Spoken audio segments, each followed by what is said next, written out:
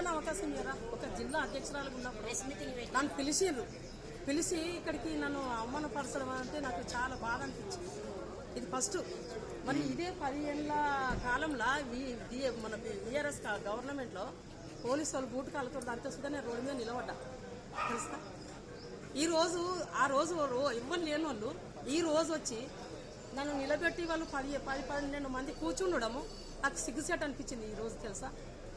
మేము పని చేస్తలేమో, మేము పార్టీకి పని చేస్తలేమో, మేము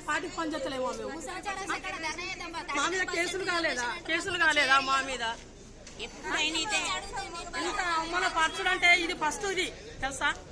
ఒక మినిస్టర్ గారు వచ్చిండు, డిసిసి అధ్యక్షులు వచ్చిండ్రు, ఇన్ఛార్జ్ ఉన్నాడు. మరి మేము ఒక జిల్లా అధ్యక్షురాలుగా 10 ఏళ్ళ గవర్నమెంట్ లో హరీష్ రావును అరకు తిట్టుకుంటూ ధర్నాలు చేసినాం. మేము కలెక్టర్ ఆఫీస్ ముట్టడి చేసినాం. ప్రతి ఒక్క పని రోడ్డు మీద ఉండి కష్టపడి